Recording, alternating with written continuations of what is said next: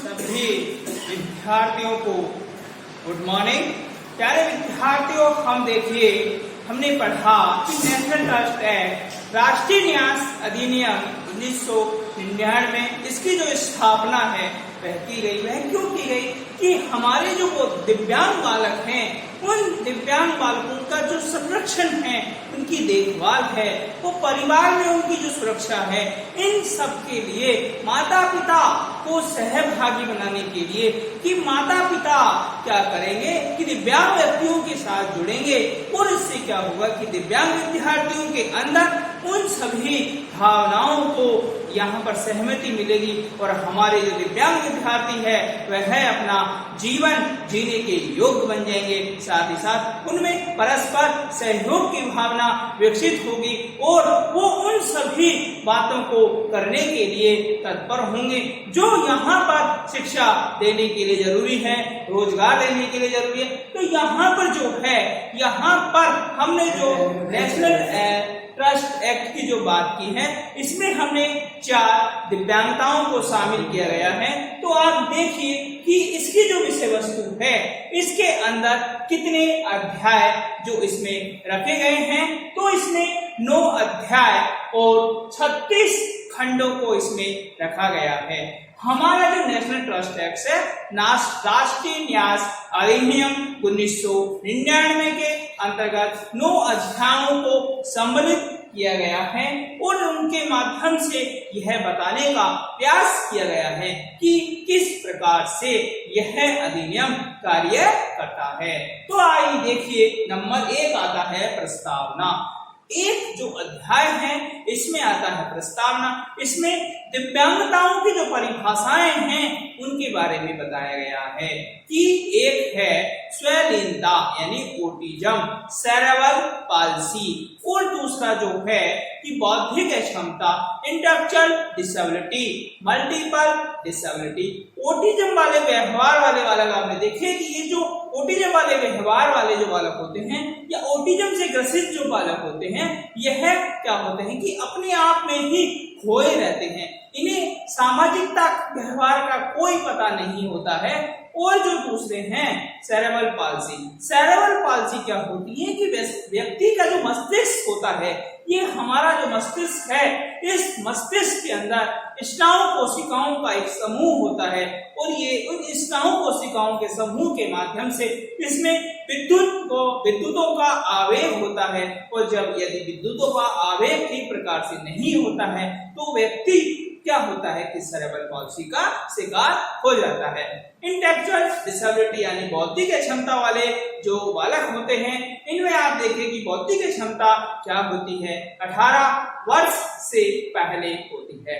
यहाँ पर जो है कि बौद्धिक क्षमता क्या है, एक कंडीशन है, यह एक अवस्था है जो वैचारिक और सामाजिक होती है, जो अनुकूल व्यवहारों में या व्यवहारिक कौशलों में प्रदर्शित होती है और यह 18 वर्ष से पहले होती है। यहाँ पर मल्टीपल डिसेबिलिटी बहुविकलांगता की हम बात करें कि 2 या 2 से अधिक दिव्यांगता बहुविकलांगता कहलाती है कि जो व्यक्ति के अंदर ऐसे व्यक्ति जिनके अंदर 2 दिव्यांगताएं एक साथ पाई जाती है वह बहुविकलांगता का शिकार माना जाता है। दिव्यांग व्यक्तियों की बात करें, यहाँ पर 4 दिव्यांग जो 4 दिव्यांगताएं हैं या 4 जो विकलांगताएं हैं उनको इसमें शामिल किया गया है। और इस अधिनियम के तहत 4 चीजों को यहाँ पर देखने को मिलता है। इसके बाद अध्याय नंबर 2 जो आता है बोर्ड का गठन। यहाँ पर केंद्रीय स्तर पर एक बोर्ड का गठन किया गया जिसमें एक चेयरपर्सन होगा, 9 जो है ऐसे सदस्य होंगे, जो 3 जो गैर सरकारी संगठन होंगे, गैर सरकारी संस्थाओं से होंगे, 8 सदस्य इसमें शामिल किए गए हैं और 3 ऐसे सदस्यों को इसमें शामिल किया गया है और एक मुख्य कार्यकारी अधिकारी होगा जो क्या करेंगे और इनका जो कार्यकाल है वह 3 वर्षों का होगा। इसके तहत इस बोर्ड का क्या किया गया है, गठन किया गया। इसके बाद आता है अध्याय 3। अध्याय 3 में समान अधिकार समानता का अधिकार और ऐसे बच्चों को जो दिव्यांग हैं इनके अधिकारों के हितों की रक्षा के लिए इनको वो सब चीजें समान रूप से देने की बात इस अध्याय नंबर 3 में कही गई है कि इन बच्चों को जो व्यवहार है इनको हम जो सिखाना चाहते हैं वो हमें इन्हें इस प्रकार से सिखाएं कि इन्हें वो सभी चीजें सीखने को मिले जो इन बच्चों को हम करने के लिए देते हैं। इन बच्चों के अंदर इस प्रकार की भावनाओं को हम जागृत करें। हम बच्चों को यदि समान अधिकार देंगे, एक सामान्य विद्यार्थी को, एक दिव्यांग विद्यार्थियों को, यदि दोनों को समान रूप से रोजगार की बात की जाए, शिक्षा की बात की जाए, चिकित्सा की बात की जाए, साथ ही साथ परिवार में रहन सहन, इन सब की बात यदि की जाती है तो यह जो अध्याय नंबर 3 है सभी व्यक्तियों को, सभी दिव्यांग व्यक्तियों को समान अधिकार देने की बात करता है। इसके बाद आता है अध्याय नंबर 4। अध्याय नंबर जो 4 है बोर्ड की जो शक्तियां हैं और उसके जो कर्तव्य है वह ऐसे बच्चों को दिए गए हैं कि बोर्ड की जो शक्तियां हैं वह अपना कार्य किस प्रकार से करेंगे, उसका जो कर्तव्य है वह क्या है, किस प्रकार से वह अपनी ड्यूटी करता है और किस प्रकार से उसकी जो शक्ति है उनका वह पालन करता है। इसके साथ साथ क्या होता है कि जो ये हमारा नेशनल ट्रस्ट एक्ट है यह व्यक्ति को उन सभी बातों को देने की प्रक्रिया करता है। इसके बाद आता है अध्याय 5। अध्याय 5 में आप पढ़ेंगे पंजीकरण प्रक्रिया कि किस प्रकार से पंजीकरण किया जाता है। आप देखिए कि कई ऐसे परिवार हैं जो अपना जीवन यापन नहीं कर पाते हैं या कई ऐसे परिवार हैं जो अपने दिव्यांग व्यक्तियों की देखभाल नहीं कर पाते हैं, उनके हितों की रक्षा नहीं कर पाते हैं। तो हम यहाँ पर क्या करेंगे कि यहाँ पर हम नेशनल ट्रस्ट एक्ट के माध्यम से उन संस्थाओं का, उन परिवार के लोगों का पंजीयन करवाएंगे और अध्याय जब पंजीयन उनका हो जाएगा तो उन्हें वो सब चीज यहाँ पर मिलेगी जो एक दिव्यांग व्यक्ति को मिलनी चाहिए। यहाँ पर कंडीशन यही है कि 4 दिव्यांगताएं ही इसमें शामिल की गई है। जो 4 दिव्यांगताएं आपने पढ़ी, एक ऑटिज्म, सेरेब्रल पाल्सी और मल्टीपल डिसेबिलिटी और इंटेलेक्चुअल डिसेबिलिटी जो है वो इस सब के अंतर्गत आती है।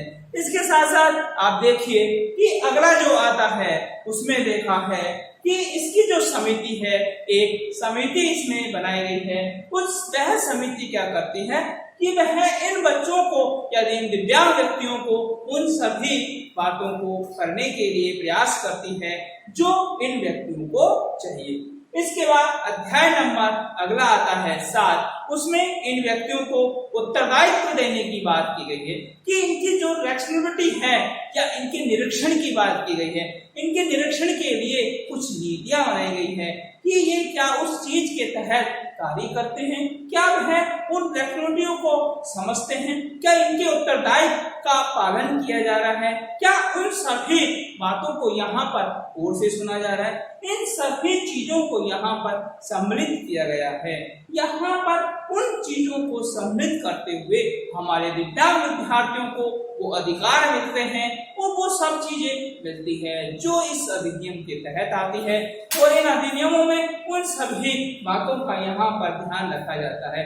अगला आता है अध्याय नंबर 8। अध्याय नंबर 8 में क्या होता है कि यहाँ पर जो है कि वित्तीय इनका जो फाइनेंशियल जो समस्या है उसको निर्धारण करने में यह का योगदान, यानी इसका किस प्रकार से फाइनेंशियल किया जाएगा कि बच्चों में जो बच्चों के लिए जो दिव्यांग बालक है यदि वह अपने परिवार से जुड़ते हैं तो उनका जो फाइनेंशियल स्टेटमेंट वह क्या होगा।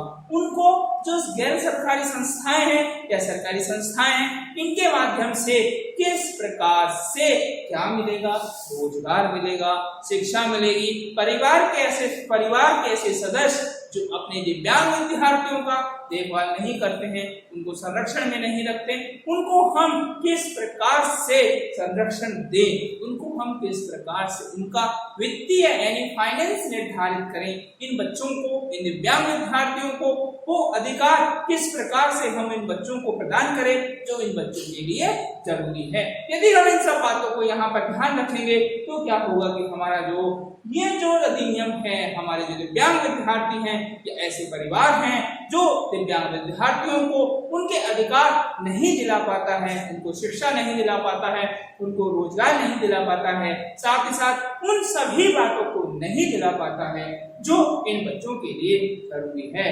अध्याय नंबर 9 में परामर्श की बात की गई है कि इन बच्चों की इनकी जो प्रॉब्लम्स है उनका काउंसलिंग के माध्यम से उनका निस्तारण किया जाए, निस्तारण किया जाए और इन बच्चों के अंदर जो समस्याएं हैं उनका समाधान किया जाए, क्योंकि हमारा जो राष्ट्रीय न्यास अधिनियम है ये परिवार के तहत इन दिव्यांग विद्यार्थियों को वो अधिकार दिलाने की बात करती है और उनके अधिकार दिलाने की कोशिश करती है जो इन बच्चों के लिए जरूरी है। इन बच्चों को वो सभी बातें देने की बात हमारी राष्ट्रीय न्यास अधिनियम करती है और ये सभी बातें बच्चों के लिए बहुत ही जरूरी है।